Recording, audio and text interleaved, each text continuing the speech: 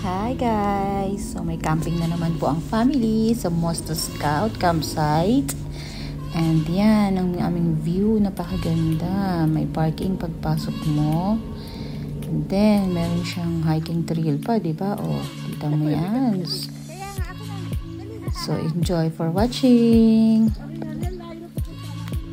Yan, so may forest po tayo dyan sa aming camping sa Mosta campsite. Yan, kumikita naman yung view. Nag-enjoy kami sa Ate Annalyn. At sa baba, ayun yung aming pwesto po. Meron na nagkakabit ng aming tent. At yan, dadaan kami sa may mixing tulay. How nice, diba? Napaka-nature ng aming trip. Sa araw na yan. Ang ganda ng view, promise. So, kung gusto nyo mag-camping, pabok kayo dyan sa Mosta campsite. Napakamura lang, ang ganda pa, napakatahimik.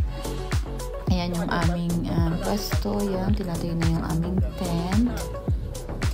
Ayan, so dala-dala na namin yan kahit saan.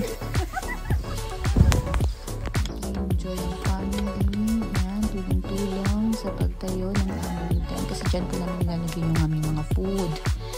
And yan, kanya-kanya na po dami sa pagtatayo ng aming mga tutulugang tent.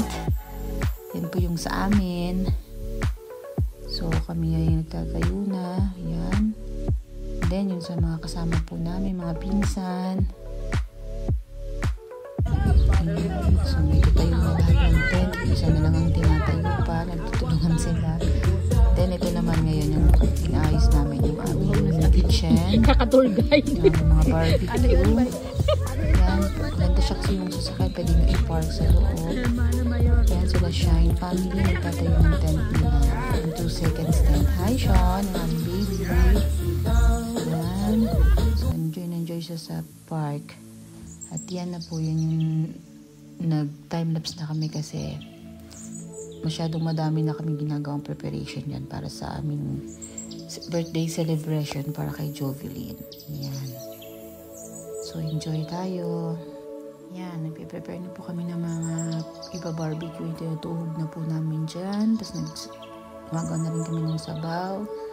Nagsasaing. Para mamaya, ready na yung aming pagkain. So, preparation. And then, yan, ready na po yung aming barbecue. Nag-start na silang mag-barbecue. Ito po yung aking asawa. Ano, sa gilid o pwede na dyan. Bye! And, ayan po, meron kami ng isaw at saka hotdog sa mga bata. And chicken wings, pork, and si Ate John. Siyempre, yan ang aming prepare ng drinks. Yan ang kasarap. And siyempre, at siyempre si Ate Annalyn na yan, lamig na siya sa time na yan. So, paano kasi, unang papasok ka na lamig talaga yung paa. Ako nga rin ako, medyo sinalamig na nga din ako. Yung paa talaga unang papasok ka na lamig dyan eh. And yan, piniprepare na sa akin yung bonfire na naman para mamayang gabi. Nagbisita kami si Cha at saka si Andre and si Ate Tin. First time sumama sa amin sa camping. At yan, yung kitchen ulit, yung mga tent na Ate John. Lahat, yan. So, kain na kami merienda. And then, ayan na. So, nung gabi, ayan, nag-enjoy yung mga bata para dun sa aming hotdog and marshmallow.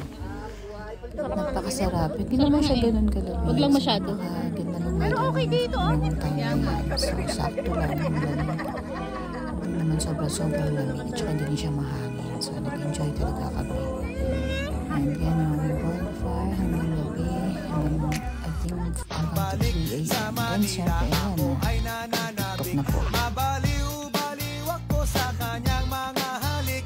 Okay lang di maiwasan na mamiss paminsan-minsan. Pero pag kami nakita aking panggigigilan, di ko siya titigil. Tranza, que yo me voy pa' allá, me dices ven pa' acá, vente pa' acá, y ahí te voy pa' allá, me voy pa' allá, bien desvelado, pero le caigo. Chicken banana, chicken banana, chicken banana, banana, banana, chicken banana, chicken banana, chicken banana.